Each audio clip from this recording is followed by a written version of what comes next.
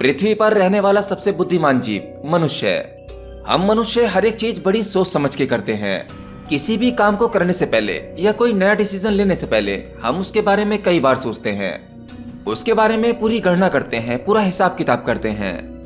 हिसाब किताब उन सब के बारे में जो आज जैसा है कल वैसा नहीं होगा, वो बदल जाएगा। पर इन सब के चलते हमारे जीवन में जो सबसे ज्यादा इम्पोर्टेंट है, सबसे ज्यादा जरूरी है, उसके बारे में हम कभी सचेत नहीं रहते। उसके बारे में हम कभी नहीं सोचते, ना ही कोई हिसाब किताब, ना ही उस बारे में ध्यान देते। और वो जरूरी चीज है हमारी सांसें, जो हमारी जीवन की गाड़ी में निरंतर ईंधन देने का काम कर रही हैं। आपको यह जानकर हैरानी होगी कि दुनिया के लगभग 90% लोग गलत तरीके से सांस ले रहे हैं।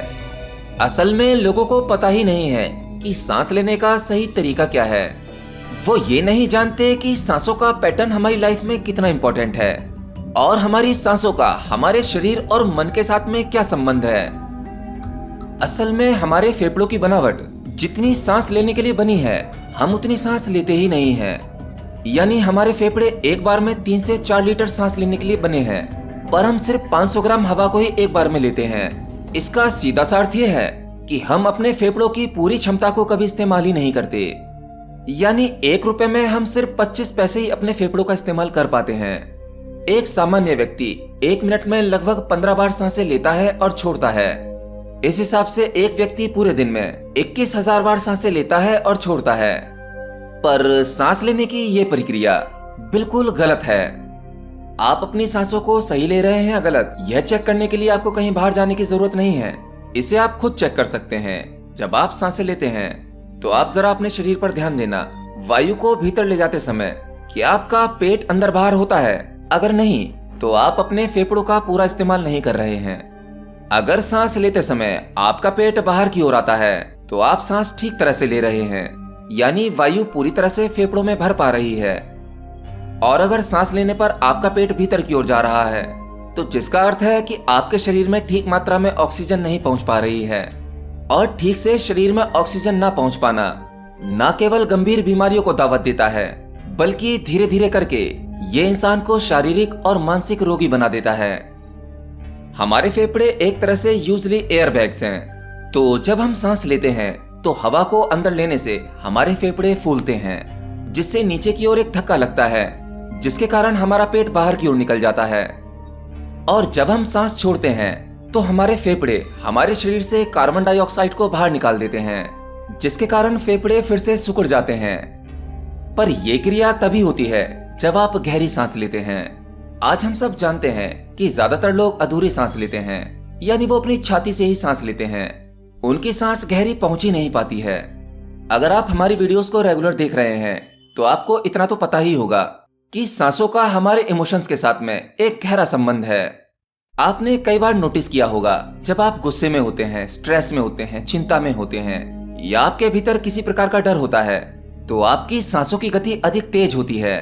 और वहीं जब इसके विपरीत आप शांत, खुश, रिलैक्स और फोकस्ड होते हैं, तब आपकी सांसों की गति बहुत अच्छी होती है। वो आराम से और गहरी जाती है। तेज और उथली सांसें हमें अधिक उत्साहित और बेचैन महसूस करवाती हैं। देखिए, इस बारे में मैंने पहले भी कहा था कि अगर आप अपने इमोशंस को कंट्रोल नहीं कर पाते, अब चाहे वो काम वासना के विचार हों, गुस्सा आना हो, या फिर आप बहुत अधिक स्ट्रेस या विचारों में हो, उन सब पर काम ना करके, और वो आप कर भी नहीं सकते। मतलब आपको इन सब पर कंट्रोल नहीं करना है, केवल अपनी सांसों को बदल दीजिए। क्योंकि जब आप अपनी सांसों को कंट्रोल करना सीख जाते हैं तो आप अपने इमोशंस को अपने आप ही कंट्रोल करना सीख लेंगे। इसीलिए भगवान बुद्ध का सबसे कीमती सूत्र यही है। वो भी यही कहते थे कि कुछ मत करो, किसी भी साधना की आवश्यकता नहीं है, केवल अपनी सांसों पर ध्यान लगा लो। अगर तुमने अपनी सांसों को जान लिया तो समझो तुमने सभी रहस्य जान लिए। तो अब यहाँ ये तो क्लियर हो जाता है कि हम ज्यादातर लोग सही तरीके से सांस नहीं लेते। अगर हम सही तरीके से सांस नहीं लेते तो सांस लेने का सही तरीका क्या है? देखिए, इसके लिए सबसे पहली टिप जो है वो यह है कि जब भी आप सांस लें तो कॉन्शियस होकर लें, होश में लें। जबकि ठीक इसके विपरीत आज पूरी दुनिया बेहोशी में सांस ले रही है। तो आपको अपनी सांसों को बेहोशी में नहीं लेना है। आपकी सांसें तो चल ही रही हैं, बस आपको इतना सा करना है कि उन सांसों पर अपना ध्यान लगा देना है, यानी सांसों को कॉन्शियस होकर लेना है। जैसे ही आप अपनी सांसों के प्रति कॉन्शियस होते हैं तो आप देखेंगे तुरंत आपकी सांसों का पैटर्न चेंज हो जाता है। सांसों की गति में बदलाव हो जाते हैं। आपकी सांसें स्वतः ही गहरी होने लगती हैं। और जब आपकी सांसों के साथ में आपका होश सध जाता है तो वो होश आपको एक अलग प्रकार का एहसास देता है। एहसास अपने असल होने का, एक अनोखा एहसास। आप जिस चीज पर ध्यान लगा देते हैं, आपकी चेतना या कहूं कॉन्शियसनेस पूरी तरह से उसी पर काम करने लगती है और उसका फुल पोटेंशियल इस्तेमाल करती है। छोटी और उथली सांसों के कारण आपके शरीर में निरंतर ऑक्सीजन की कमी रहती है, जिसके कारण ऑक्सीजन आपके दिमाग तक नहीं पहुंच पाती, जिसकी वजह से हम जल्दी थकने लगते हैं, चिड़चिड़े और गुस्सैल होने लगते हैं। मेरी एक बात ध्यान रखना, आप दुनिया की कोई भी साधना करना, पर जब तक आप अपने सांस के प्रति होशपूर्वक नहीं होंगे तब तक आपके भीतर चमत्कारिक बदलाव नहीं होंगे। अब चाहे आपके सांसारिक जीवन में सफलता हो, अपने बिजनेस या घर परिवार में सुखी रहना हो, या फिर आध्यात्मिक जीवन की ऊंचाइयों को छूना हो, इन सब में सफल होने के लिए आपकी पहली सीढ़ी आपकी सांस है।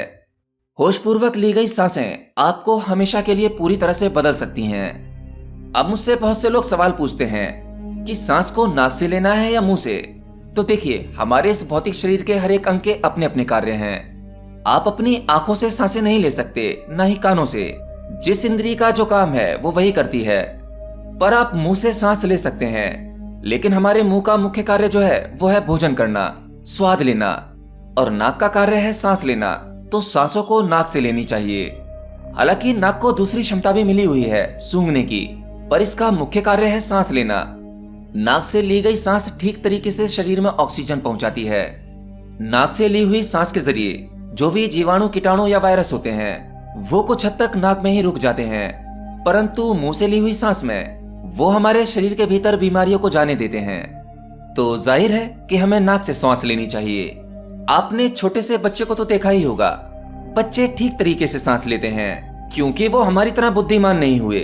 वो संसार के छल कपट और बुराइयों से बचे हुए हैं, उनमें अहंकार नहीं है। जब वो सांस लेते हैं तो उनका पेट ऊपर नीचे होता है, अर्थात वो ठीक तरीके से सांस ले रहे हैं। ऐसे बहुत सारे लोग जो कुछ मेंटली काम करते हैं, काम में वो इतने व्यस्त हो जाते हैं जिसके कारण वो अपनी सांस पर ध्यान नहीं दे पाते और उनकी सांसें छोटी उथली चलती हैं, जिसकी वजह से वो तुरंत सर में दर्द महसूस करने लगते हैं, स्ट्रेस महसूस करने लगते हैं और कहते हैं कि मैं काम करते करते थक गया। फिजिकल वर्क तो फिर भी आसान है, उसमें दिमाग नहीं लगाना पड़ता, केवल शारीरिक मेहनत है, वो की जा सकती है। पर दिमागी मेहनत करना सबसे मुश्किल है। वो मुश्किल उन्हें इसीलिए लगता है क्योंकि जब वो कोई दिमागी काम करते हैं उस समय उनकी सांसें ठीक से नहीं चल रही होती हैं, जिसके कारण उन्हें लगता है कि उनका दिमाग थक गया है। असल में उनका दिमाग नहीं थकता, दिक्कत कुछ और होती है। उनके दिमाग में ठीक से ऑक्सीजन नहीं पहुंच पाती, जिसके कारण दिमाग उन्हें सिग्नल देने लगता है कि अब वो थक गया है, उसे रेस्ट की जरूरत है। तो आपको ठीक तरह से सांस लेने की प्रैक्टिस कैसे करनी है? देखिए, ये एकदम से तो जीवन में नहीं उतरेगा, लेकिन हाँ, जैसे जैसे आप प्रैक्टिस करते रहेंगे तो आपकी सांसों का सही पैटर्न आपकी लाइफ में उतरने लगेगा।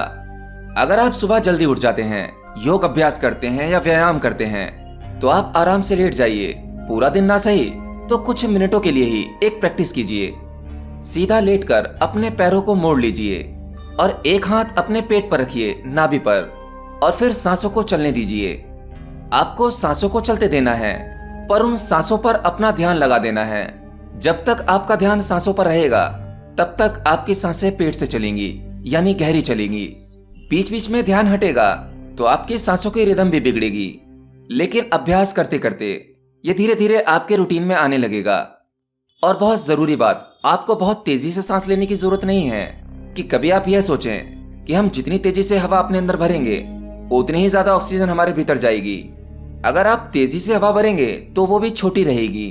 तो आपको अपनी सांसों को धीमा और गहरा रहने दें। बस सांस गहरी जानी चाहिए, उसकी गति स्वतः ही धीमी हो जाएगी और आपकी सांसों की काउंटिंग 1 मिनट में 15 से घटते घटते 7, 8 या 9 तक भी पहुंच जाएगी।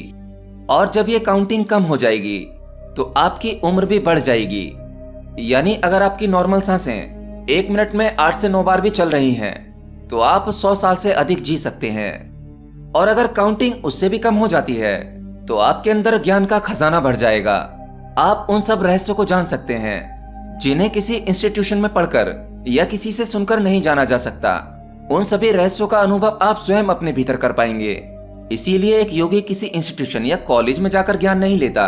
अगर लेता है तो वो सामान्य ज्ञान लेगा, पर वह जो जान पाता है वह उसका स्वयं का होता है। वह स्वयं के भीतर जान पाता है। एक योगी की सांसें और एक सामान्य व्यक्ति की सांसें, दोनों में अंतर होता है। इसलिए दोनों की लाइफ में भी बहुत बड़ा अंतर होता है।